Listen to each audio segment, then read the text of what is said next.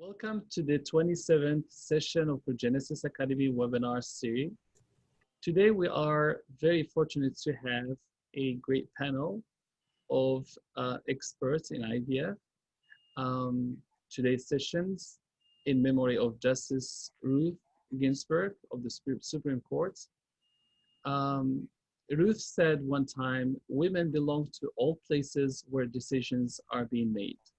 It should not be that women are the exception. Today, we are having a conversation with female leaders in IVF. We will have a chance to know more about them and how they impacted the fertility treatments. And Miriam, will be helping me in this exercise, and she will be introducing the speakers or the guests and will be moderating this session with me.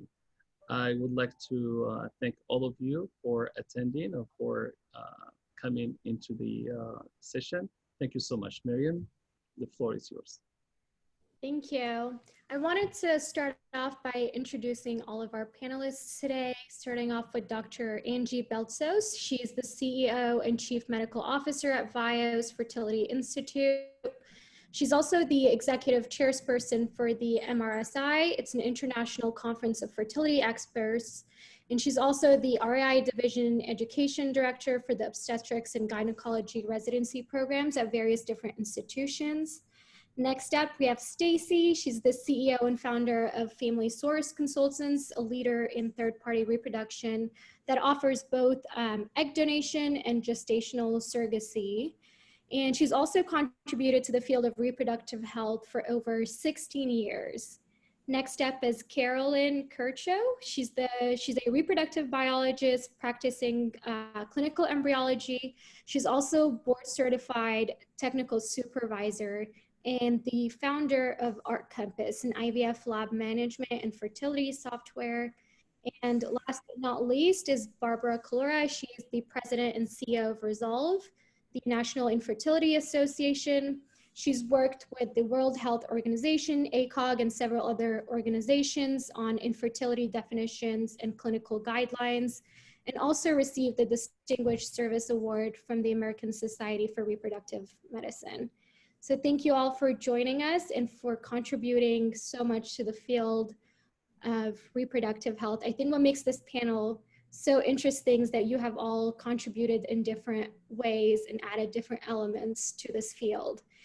So I wanted to kind of open up the floor by asking first, how did you become interested in the field of reproductive health and how did you become involved in the field?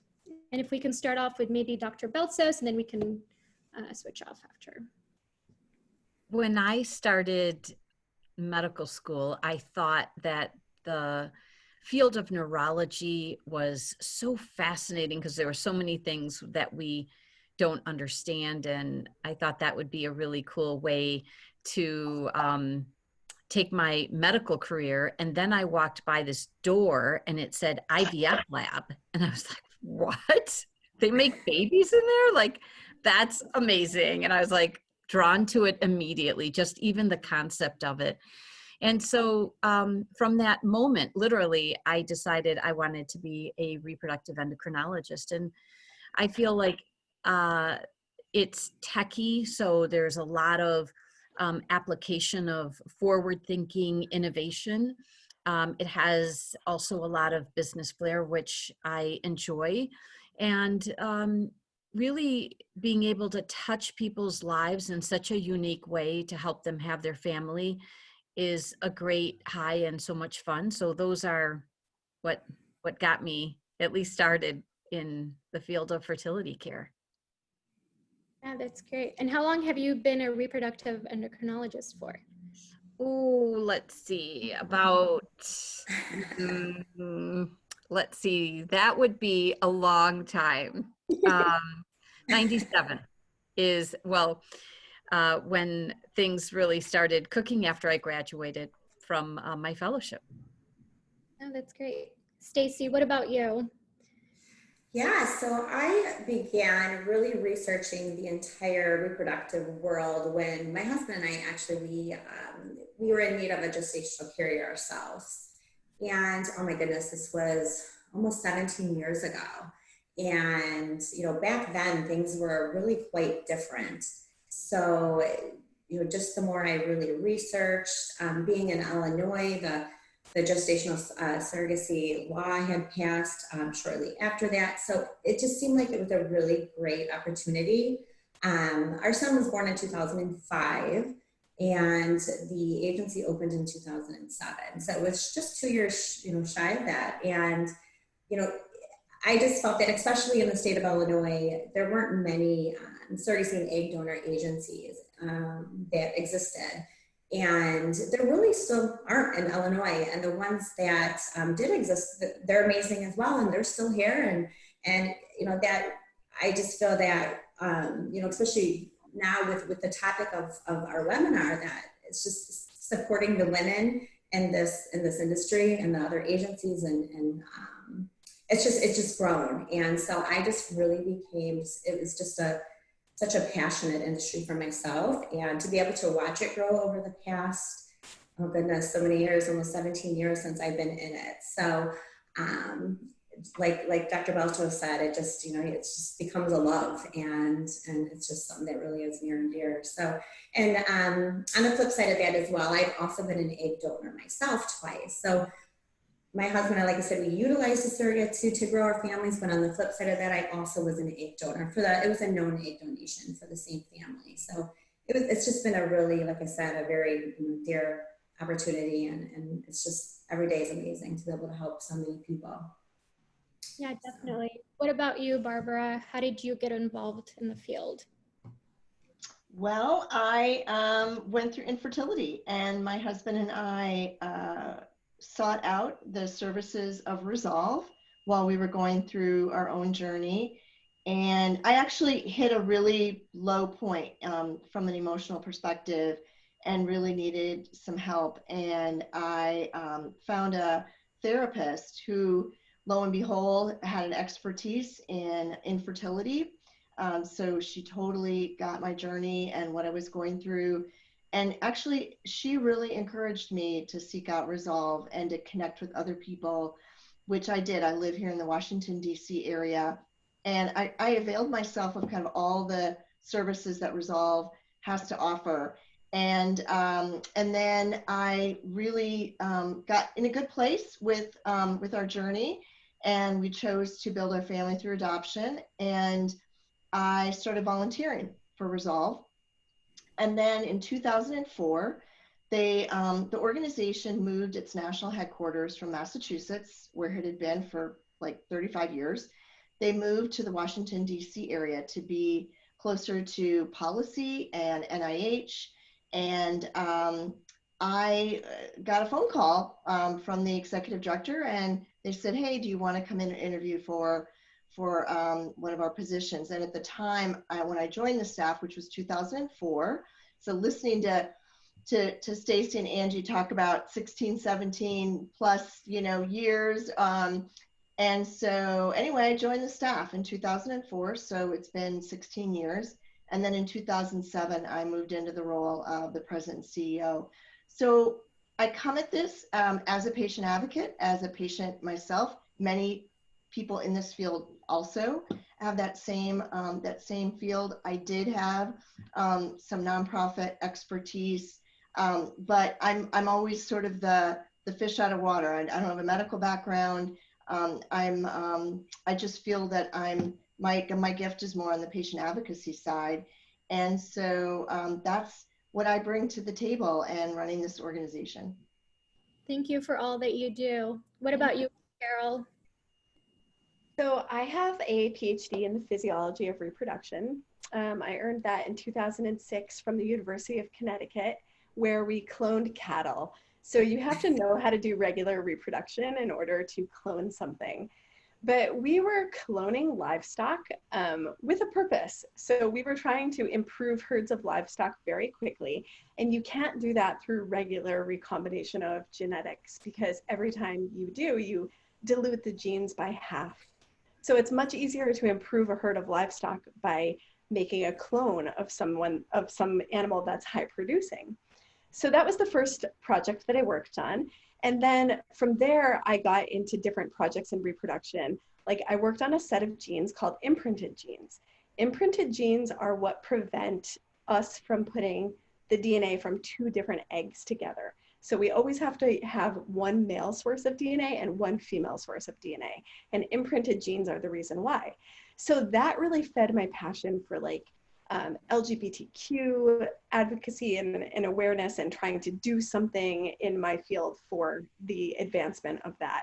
So we're still not quite at the point where we can put together two male genomes or two female genomes, but I think we're going to get there one day. So from there, I had kind of a winding career path through research, business. I even went into politics for a year, where I did a lot in STEM education and STEM advocacy for the state of Utah. So I was the governor of Utah's science advisor. And my job then was to shepherd a $10 million allocation from the Utah State Legislature for STEM education and getting more, filling the pipeline at the beginning of our pipeline when our kids are very young. And then at the age of 37, I finally became pregnant with my own miracle baby. And it was a long struggle and a journey, quite a journey of my own. But like so many other people who have struggled, that led me back into the field of human clinical embryology. So at the age of 37, I started essentially at the bottom rung as a junior embryologist in an IVF lab.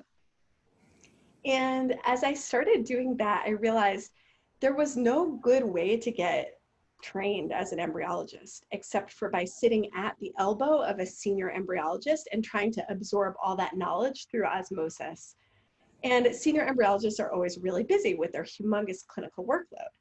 So I started to think, how can I make this easier for embryologists to get an education and to ensure that our clinical decision-making was sort of similar to somebody who'd been in the field for many years. So I built the first module of my app, which is called ART Compass. So now that has blossomed into a full IVF lab data management system. And we are also doing some artificial intelligence work in the field of IVF, as well as I'm a senior embryologist at CCRM in Orange County. Oh, great. So if I could ask you all, what is most meaningful to you about your work, what would that be? And if we could answer with the same order. Dr. Beltsos, if you want to go. Yeah, if you could repeat the question, you kind of just broke up a little, sorry. If I were to ask what was most meaningful to you about your work, what would that be? Can you hear me now? Yeah, thank you. It was just whistling a little bit in the background. I think one of my most meaningful times in this job is to be able to help people that otherwise could never have been able to be parents. And there are many different stories of that, but they're going to be people that can probably do it. It just might take them longer on their own, or they have the possibility. And then there are people that the only way it could have happened is with this technology. And so I feel in those most difficult situations to be able to have them end with a baby in their arms has been, number one, humbling. And we remember that it takes incredible science, great medical care, but also the miracle of life. And there's sometimes where you get this perfect euploid embryo and your lining's gorgeous and you don't get a baby, and then you get this squeaky little compact embryo and a thin lining, and out comes a bouncing baby. And those moments where you can celebrate with your patients have been probably the most memorable for me, for sure. Yeah, I can definitely see that. What about you, Staci? You know, I'm going to have to piggyback on that. Sorry, Angie, I'm stealing a little bit of your same answer, but I think, you know, within this field, we meet so many patients and intended parents who are just, you know, they come to us broken, and in many different ways. And, you know, obviously with infertility, or, you know, sometimes, again, this was their only option to have children was third party. And knowing how they've struggled, and to know that we've played a little tiny part in that, and when their children are born, or their baby is born, it it really makes you take a step back and really humbles you to realize that it's pretty awesome to have this opportunity to just watch these families grow. And but yeah, that's definitely, you know, it's probably kind of a cheesy answer, and it's probably pretty common, but every day when we witness it, and you know, even in our office, we celebrate those births together as a team. And I think that, you know, it just really makes everybody, you know, the staff realize that as you're in your grind and you're working every day and you're just, you know, you're doing your work, it makes you take a step back and realize that this is really a big deal. So definitely the births and the births for the patients and the intended parents, just to see them really just be in a whole nother element of, and just so happy. So that's my high. Thank you. What about you, Barbara? Well, unlike Staci and Dr. Beltsos, we don't get to see that face-to-face, you know, process throughout connection with someone all the way to the end. We have a lot of different programs and services, and we really like to say we're here to make that journey better, to make your path to resolution better, make your life better. So it could be that you build your family through medical treatment, or you build your family through adoption, or maybe you, at the end of this, you choose child-free. So for us, how do we get our high? How do we, how does our team really get excited? Well, it's when people tell us the impact that the connection with Resolve has had on their life. And so I'm so lucky that I get to receive those emails on a regular basis, and all of our staff does, and we send it out to everybody on the team, and we just all go, yay! And they're so heartfelt, and it just makes you feel like, wow, every day I am doing something. Maybe it's a little piece, but I'm doing something that is going to improve somebody's life and make it better. And that's such an awesome feeling. Sure. What about you, Carol? So for me, you know, actually practicing IVF and using, like, you know, a $500,000 microscope to perform microsurgery on embryos and mimicking the environment of the site of human fertilization, which is the fallopian tube, in a lab. Really, the IVF lab, it's like where the rubber meets the road. The discoveries that we make on the research side often get translated directly from the research lab into human clinical practice, because you know, it's very difficult to do randomized clinical trials with people, especially when you're talking about family building. So a lot of times we have the opportunity to really impact patients very quickly with technologies that we've developed in the lab. So bringing those high-tech aspects to a field which is already considerably high-tech is really what drives me and what really lights up my whole being.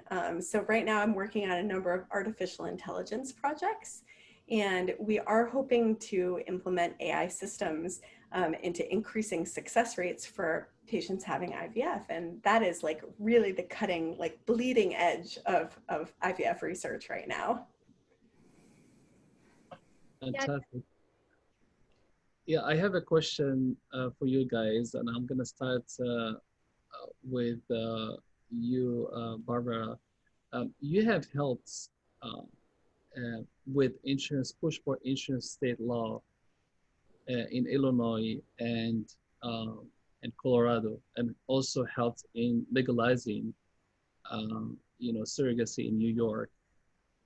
What challenges do you normally face when you're boarding into a project with this complexity, dealing with different state laws and different representatives? Tell us a little bit about the challenges and how do you overcome them? Well, I think there's a lot. There's several. We also got IVF coverage in New York, so and other states. So first of all, you are working with state legislators who may have this image that infertility is a rich or upper middle class white woman's condition. And why should we be spending any time or resources in helping that population? And so part of what we do is we're educating state legislators who have no background in this on why this is a disease, why this impacts so many people, and why why they should care.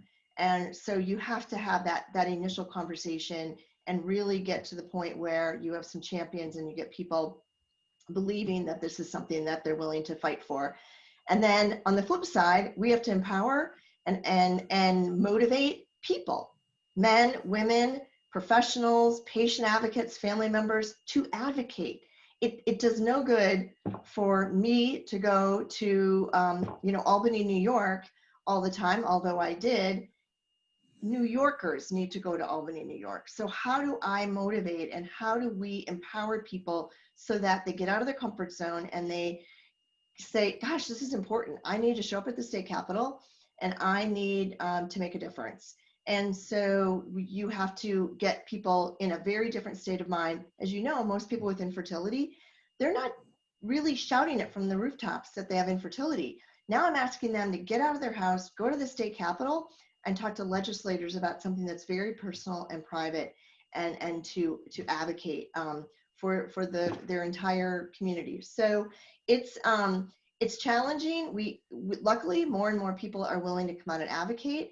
I think people are just pissed off that they don't have coverage, or that gestational surrogacy is illegal, or that there's so many barriers. And so we have to change that. We have to change that.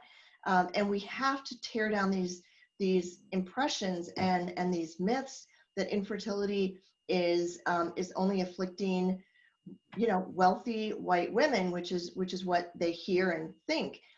What we know, though, is that the people getting care are oftentimes higher income, Caucasian women, and that's got to change. And that has to be. We know that women of color, Black, Asian, Hispanic, all of us suffer from infertility, some more, and yet they're getting even worse access. So what I'm just trying to do at Resolve is reduce those barriers.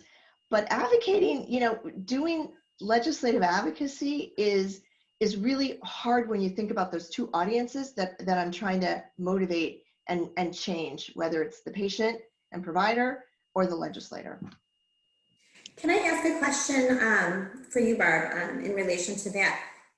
How do you see the improvements for insurance coverage for couples who need an egg donor? Are you seeing that improving in terms of the actual IVF, egg retrieval? Are you seeing any improvement in that area?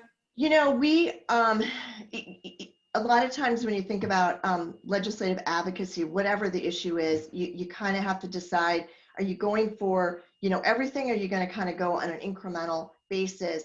I mean, we don't even have fertility preservation for cancer patients covered by the federal government, by the military, by most states. And so, we have that. We don't have IVF insurance coverage for most people. We certainly don't have egg donation or sperm donation covered. We definitely don't have gestational surrogacy covered. I'm not saying that we are picking and choosing one over the other. Oftentimes it's low-hanging fruit.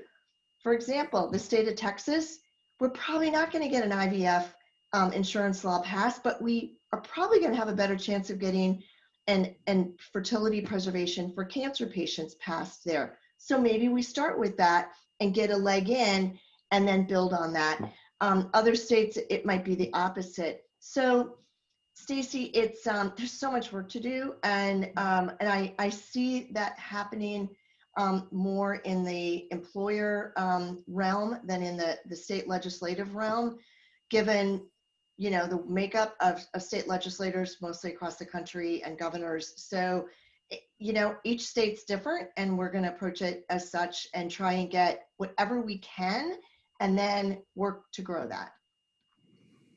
That's great. Thank you so much. My next question is for you, Dr. Beltsos. You are running a very successful network of IVF clinics, Vios Fertility. How do you balance between your role as a physician and your role as an entrepreneur or a CEO who has that responsibility to run a fairly complex organization? I think you're muted. Yeah. I think one of these interesting things as we bring in new physicians, often they have been trained about business, or that, anything that has to do with that may not be relevant, and it may color someone's view on how they treat a patient or how they counsel someone. And others call this doctorpreneur. And I think I probably fall into both camps. No matter what you do, whether you're Barb and you're running a 501c3 or a non-for-profit, or you're a business person, a scientist like yourself, or a clinic, I think it is always possible to wear the two hats, but they have to be balanced. So number one, take good care of your patients. Use evidence-based medicine. Take care of them like you would anyone that you're very close to, and the money will come. So never compromise, I feel, the view there. On the other hand, this is also important to think like a businesswoman, and think about the ways that we are going to be profitable to help our, especially COVID hit, and trying to be mindful of financial decisions and making sure that people that depended on me to pay their rent and put food on their table for their children, and be mindful of being innovative. Innovation and standing on the shoulders of giants that stood before us is so incredibly important, because I think if you stand still and don't change, no change, you die. You kind of like come to a standstill. And so it is a balance, I think, in running the practice as both the CEO and chief medical officer. I think both of those can work in harmony, and be mindful to be profitable, but also very productive. Fantastic. Thank you so much. Staci, I have known you for now, 3 years? Yes. 3 years. I have never seen a CEO or someone who runs an organization with the level of dedication that you have. You're just really dedicated. She is. How do you drive the energy to keep going every day with the same type of motivation? And how do you? Oh goodness. I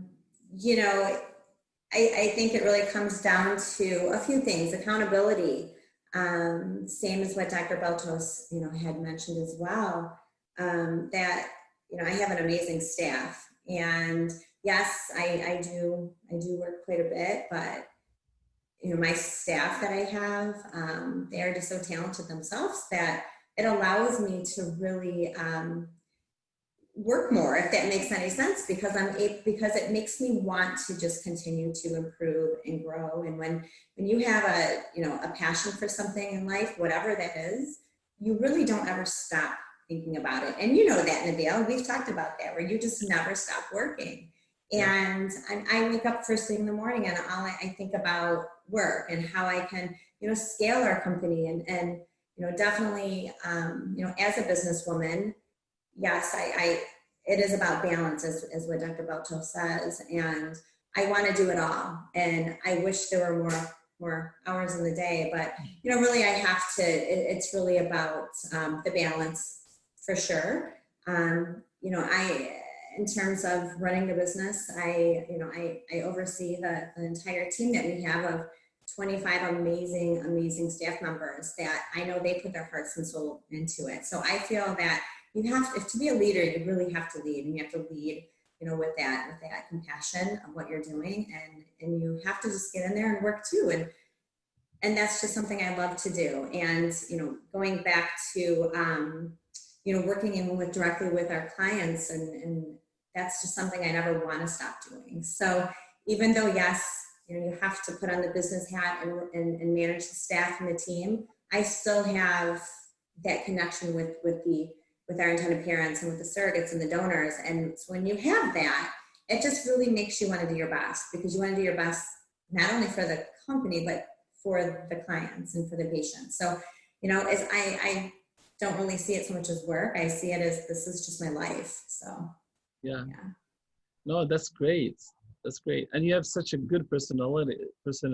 It's very easy to work with you. Very easy. Oh, well, thank you. It's Well, very, likewise. yeah, and you know, it's not always possible, but I think you have such a good way, and that's what characterizes a leader in any organization, a person that can communicate with multiple people, multiple layers, right? And I Well, think, I feel blessed to, you know, just have the opportunity to do what we all do. And it's, you know, a lot of people think, oh, it's a dream job. And you know what, no matter the hours that you put into it at the end of the day, like you're changing people's lives and you're helping, you know, these little miracles come to life with amazing professionals such as everybody here today. So, but yeah, so it's easy to have a good personality when you love what you're doing, right? So that definitely helps. absolutely. Carol, you have a substantially different background, being a scientist who has also gone through multiple transition, right? From being a reproductive biologist to an embryologist, and then more into technology.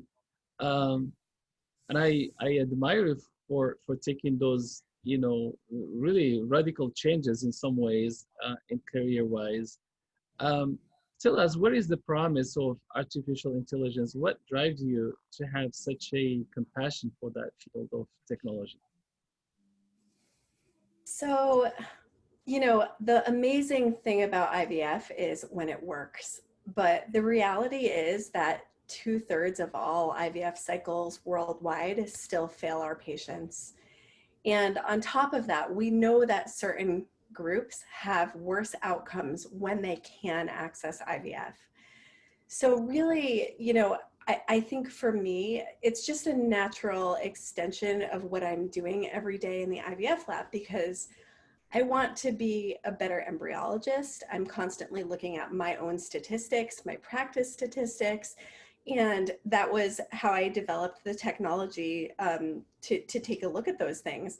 And applying artificial intelligence to solve some of these big overarching problems, you know, it has the potential to solve, I think Dr. Beltsos mentioned repeated implantation failure when you have a perfect euploid embryo and a perfect uterine lining, but for some reason you can't get that baby to stick. And, you know, that's one of the big problems. Another one of the big problems is matching the window of receptivity of the endometrium to the embryo, or, you know, potentially even culturing each embryo separately and using the media as a treatment for that embryo based on the patient's genetic profile and demographics. There are so many different applications of artificial intelligence, and they're all aimed toward getting our patients pregnant faster and making our jobs more efficient so we can serve more people, and really just trying to solve some of the big outstanding problems in reproduction. Thank you so much. Do you see a possibility where a physician, for example, will rely on certain algorithm to adjust conditions, simulation protocols, and other things in real time? Yeah, so I think what we've seen, it's a great question. I think what we've seen in other fields that are already applying artificial intelligence is that the AI system can, you know, work with clinicians and embryologists to possibly see things that you can't discern with your own human eye or with your own limited data set of patients that you've worked on in your lifetime. It really has the potential to bring the power of big data and patients seen all over the world.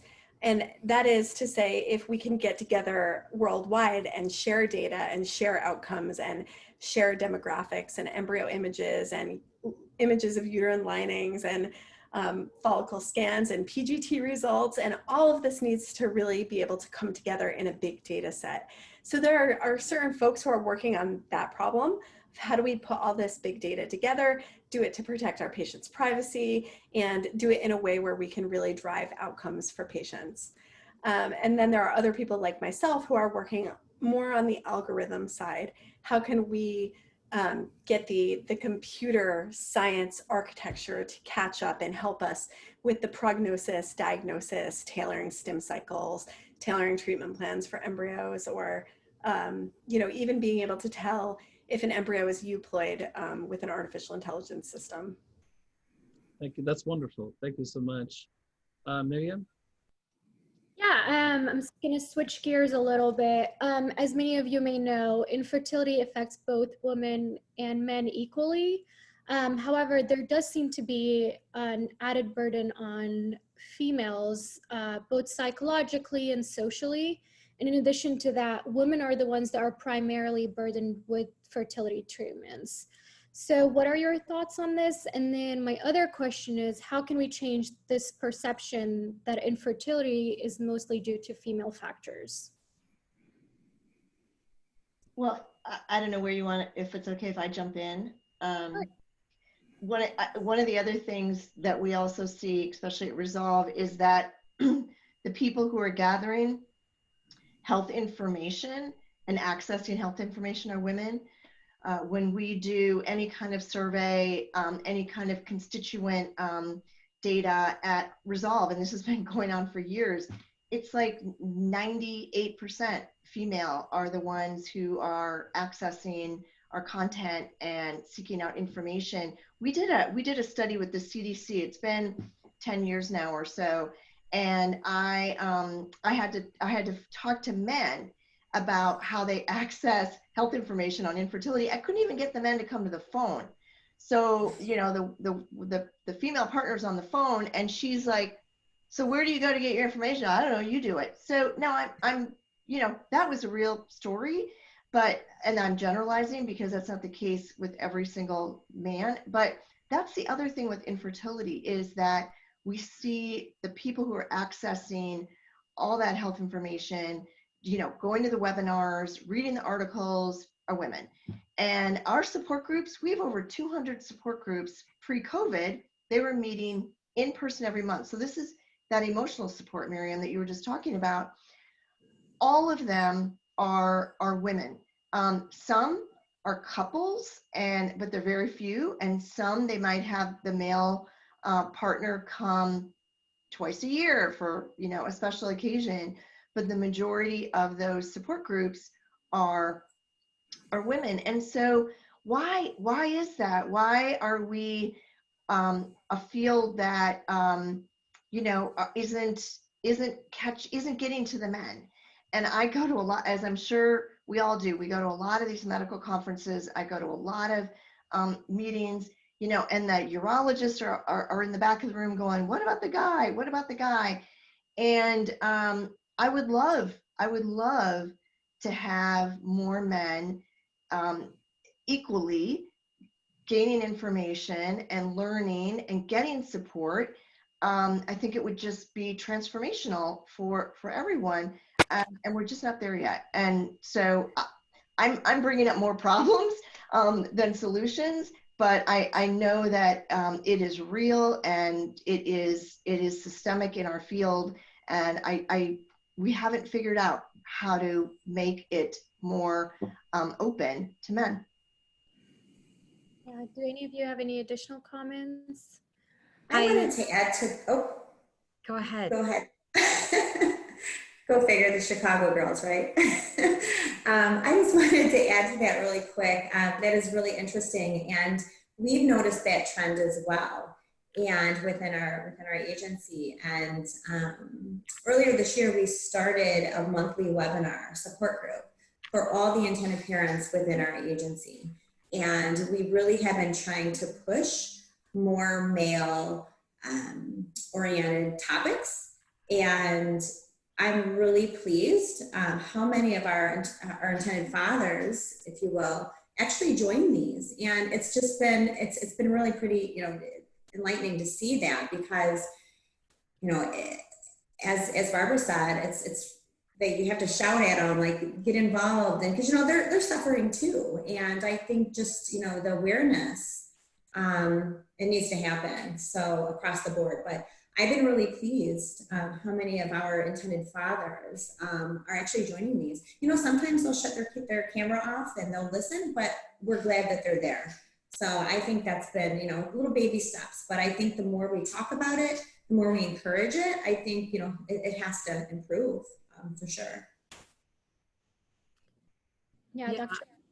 There was a very interesting article in the Wall Street Journal last April, and it says like why men don't go to a doctor. Because if you think about a male and a man, if you will, they have this huge gap. They go to the pediatrician with mom from the time they're born, and they get all their vaccines until they're about 18. And then if you look at a male medical care, there's a gap between 18 and about 50 where they never see a doctor. They don't go for their pap smears. They don't go for their deliveries and their postpartum care. That part of their physical and medical life does not exist. So they also feel like when they've been surveyed, is that it's a huge sign of weakness if they go to get any health care. So now, enter stage right, you've got the whole fertility journey, and it takes two to tango. We know much of fertility has to do with the egg and the uterus, but there's also a huge component of getting pregnant, staying pregnant, miscarriage data on the effect of the sperm. And so pulling them into the conversation. We have a urologist who works at Vios, and getting the men to even like talk to him is like a big deal. It's like, dude, he's not going to bite you. Like, it's okay. But it's this whole persona and perception, I think. And Barb, you articulated it really beautifully. Gotta like, get them in. I was going to say, we all know that men don't live as long as women, right? And we know the reason why. They are doing more dangerous things and they're not going to see the doctor, right? So even on the lab side, I think we tend to focus on the egg. It starts with the egg, right? And much of the research that's been coming out recently has been about better sperm preparation and separation methods so that we can get this sperm that has the least amount of DNA fragmentation. We know that 1/3 of all infertility is only female factor, 1/3 is only male factor, and then there's another third that is both male and female factor related. So you're starting to see some companies coming out now that are aimed at men preserving their sperm when they're younger, to preserve it, cryopreserve it at the peak of their fitness. And before we've started to see some of those changes take place in DNA, that can lead to early miscarriage. Even, you know, they're speculating some of the autism phenotypes that we see can be due to sperm DNA damage. And there's also some preparation and separation devices like the Zymote chip. And also these cutting edge artificial intelligence applications are starting to be developed by companies like Mojo and others, where we're hoping that as we are doing the ICSI procedure, where we grab a sperm cell by the tail and inject it into the egg, that the computer will actually be able to circle the sperm cell that has the highest potential to make a healthy pregnancy. So that would be like what our embryologists going to be doing in 2050, right? Hopefully the computer will be aiding us to make the best decision. I want to see my patients have, you know, a 90% blast rate. And often we see, you know, at day 3 that the embryos stop developing. And that from day 0 or day 1 to 3 is thought to be all due to the egg factors. And then from day 3, where they have to make that transition and the embryo has to jumpstart its own genome, that is thought to be more related to the sperm factors. So I want to see, like, you know, 100% blast rates for my patients. Can I just interject something here that might be a little provocative? So as somebody who's running a nonprofit, I study and look at philanthropy. And obviously I know what's happening in our own organization, but think about what we all have just been saying about who's accessing health information, who's the one leading. It's women. what do we know about women and how much they make compared to men in this country? It's less. Oftentimes men are making the decisions on money. And we see that at Resolve, whereby the individuals who have been the biggest philanthropists to Resolve have been men. And even if they're you know, they're the ones that are even having the conversations with me about where they want their contributions to Resolve to make the biggest impact. And they're few and far between. So the philanthropy in our space is very, very poor.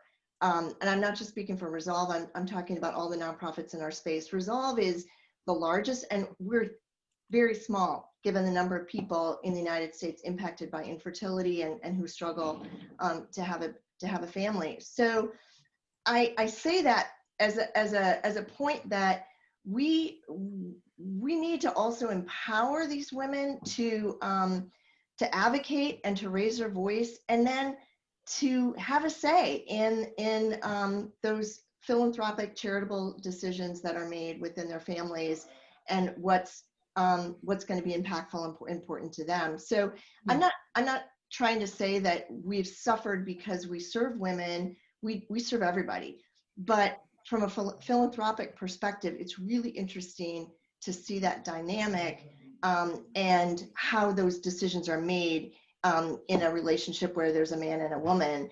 It's very different, and we see it in what we're able to do and the impact we're able to make, because the philanthropy has not been there, and it's been very low. Yeah, so as reproductive medicine being a field of medicine, how do you all see it being exclusive to women advancement? So would that being with business ventures or practice of medicine or advocacy? How does it compare to other fields of medicine in that sense? Well, I think I'm just gonna jump in. Here we go again. Just jump in there. It's kind of stemming off that same topic, to where it's just so much more talked about, discussed about, you know, in terms of the infertility, you know, and reproductive medicine. So, you know, where men really are more quiet about it. So, but I do think that as far as women and say business for women in infertility, third party or reproductive medicine, I will say, and from my perspective, is that we see these, you know, the female doctors and the female attorneys and psychologists, and it's just, I feel like that's just definitely a domino effect where it's just growing. And again, I don't know if it's just more of a, because it's more discussed, but I do see it definitely, you know, it's an amazing opportunity for women for sure. But that's, you know, I'd love to hear the medical perspective from Dr. Beltsos or from Carol. Yeah. Well, you had asked also comparing like other areas of medicine to the field of reproduction. And I think that it does, and then I was really intrigued, Barbara, with your points on, you know, the philanthropy and getting people to be involved, not only by what field it is and what race someone is and what sex they are, but all of those, like a diamond, has multi-facets. Accessing Carol into her lab now has multiple doors, although there might be just one physically. You know, you've got the traditional couple that has never gotten pregnant, and then secondary infertility, and LGBTQI, and transgender, and oncofertility, and fertility preservation.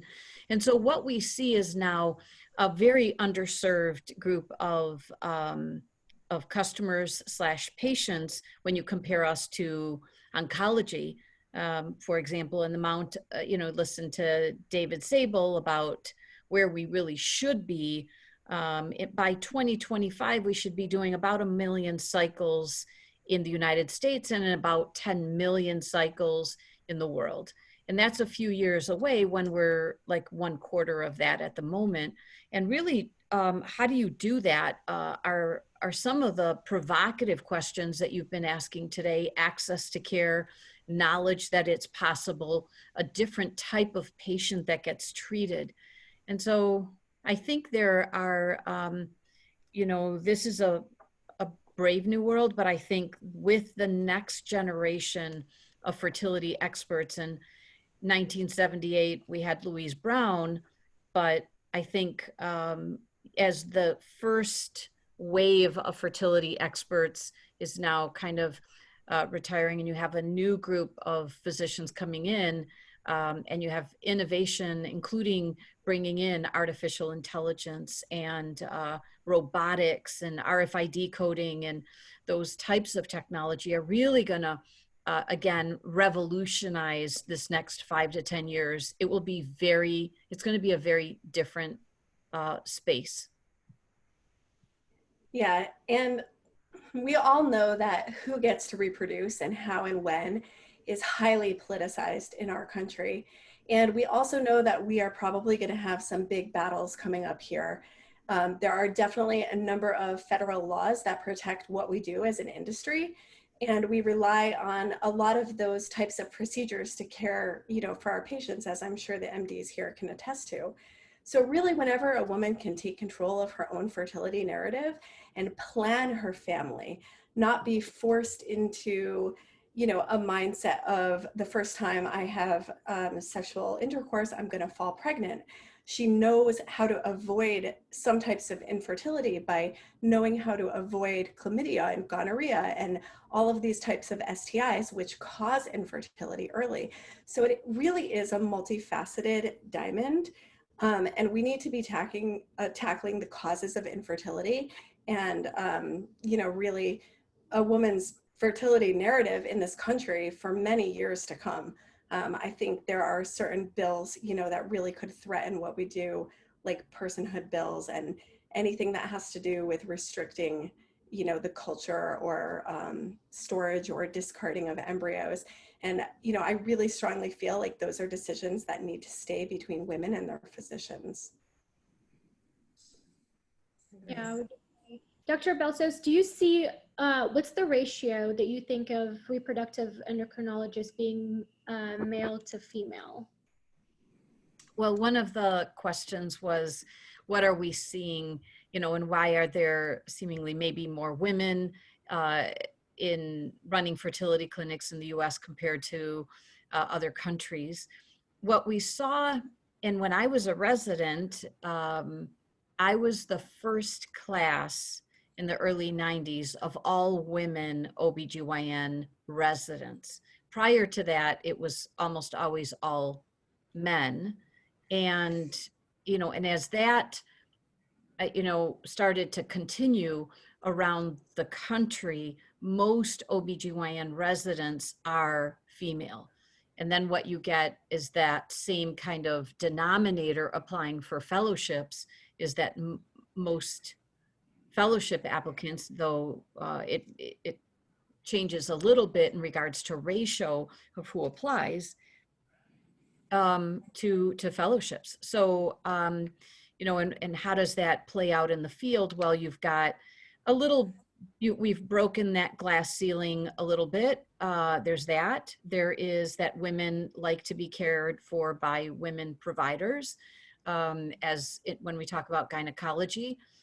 Not always. There's spectacular men physicians, but it shifted a little bit. And a lot of times women like also to know that the person taking care of them can have compassion and empathy. And the difference there is important because Staci is sharing her journey, and Carol is alluding to her miracle baby, and Barbara told us about how her family was built. And I was lucky to have children easily in the beginning. And by the time we were trying to finish up our family, we ended up having a surrogate carry our 4th child. And so I think that empathy, where you've been through it and you can empathize, also creates a very important permission to be transparent about your own, strengths and weaknesses of your reproductive system. It also gives you opportunity to share in the very difficult decisions that are made. And so I think all those can be very impactful, along with having spectacular male colleagues that do a great job. So, Carol, is it different in the lab? Do you see equal number of males to females in the lab? So I would say that like 80 or 90% of the embryologist workforce, the labor force, is female. There's a very small percentage that is male. But what you do see is that in the beginning of the STEM pipeline that I talked about earlier, you have more men earning PhDs than women. And you have to have a PhD to become an HCLD level IVF lab director.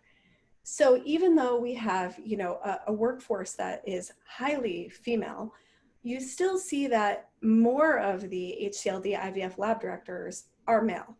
Now we have an impressive, 30% of respondents to the SRBT salary survey. 30% of the lab director respondents were female. Now, I can't say that that survey is indicative of what's happening, widely or around the world. It was a small survey, 141 respondents that were split mostly male and female. It was pretty much an equal split.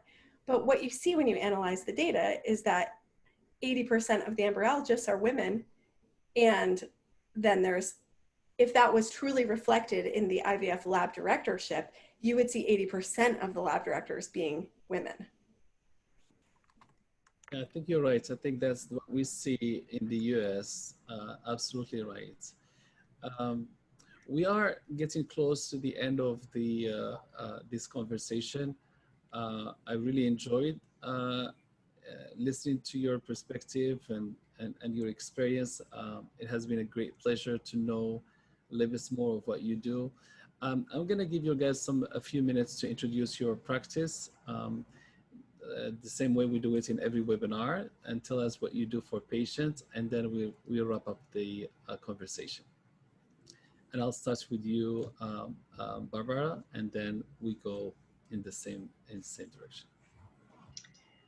So Resolve, the National Infertility Association, is a patient advocacy nonprofit. We were founded in 1974 by a woman who was going through her own infertility journey and felt the need to connect with other people. She started a support group around her kitchen table. And as I said, we still have those support groups meeting every single month, now virtually. We do a great deal in the area of patient education and information. We started something called National Infertility Awareness Week. It's the only federally recognized health observance for infertility in the United States. We started that in 1989. Hard to believe that people were even talking about infertility back then. And then, of course, as we were talking about, we host a Federal Advocacy Day in Washington, D.C. We partner with ASRM, and we're involved in so many areas when patients need to be at the table. So that's at the WHO, that's at the NIH, ASRM, ACOG, American Urological Association. So we really believe that Resolve is the patient voice, and it's our community, and we're here to make life better for those who are on this journey. Thank you so much. Dr. Beltsos? Thank you for always being thoughtful about your topics at Progenesis, and I am very humbled and honored to be a part of such a distinguished faculty this evening to talk in honor of someone who did so much for women and women's rights. And I'm blessed to have been trusted, I think, in the past and now with leadership roles. At Vios Fertility, I think we stand for 3 pillars, which I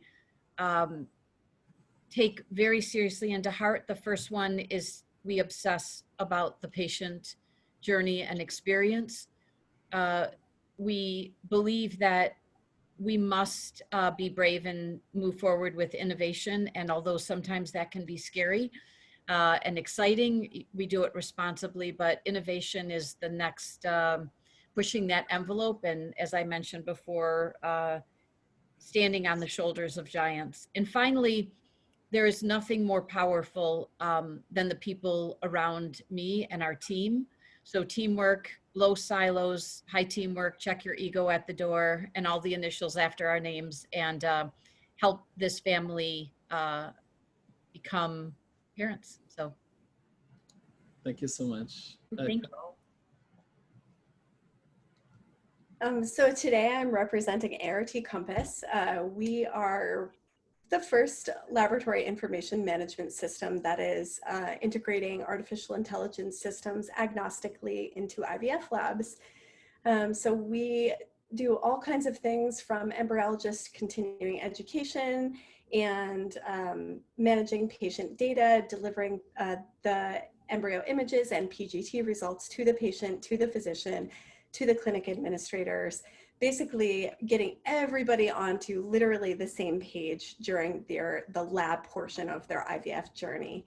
And we've built a wonderful, strong community for patients that are trying to conceive on Instagram, where we focus on three things, basically educating about all these science topics that I love to talk about, inspiring patients on their journeys, and providing resources for them.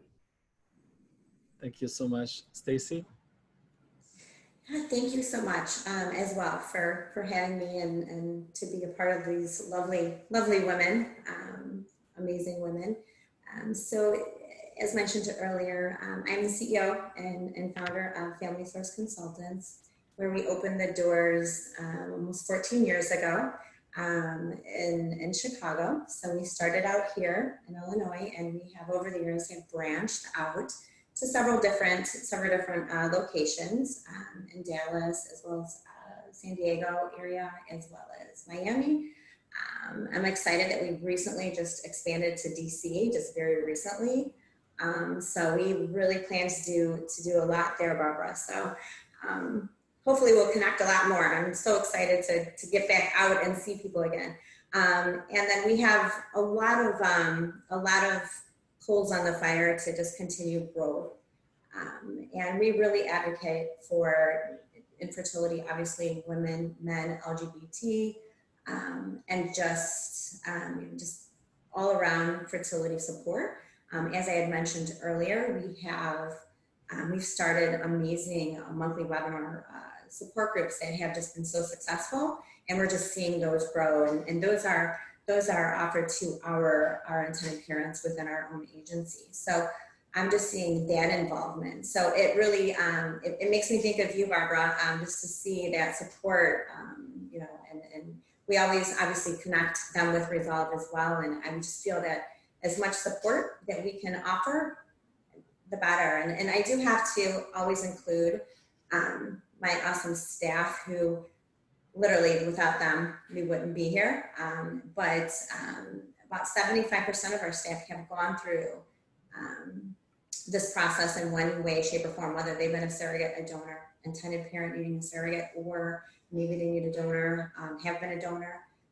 So really we work with just a load of compassion behind us. And I think that really shines through in our work.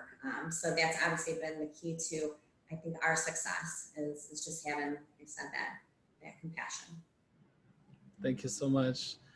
Well, with this, we are coming to the end of this conversation with the leaders in IVF in memory of Justice Ruth. Thank you so much for coming to this conversation and for sharing your experience, and would like to extend our gratitude and appreciation for what you do for patients. Thank you so much, and I will see you soon. Thank you so much. Thanks, Nabil. Bye. Thank you.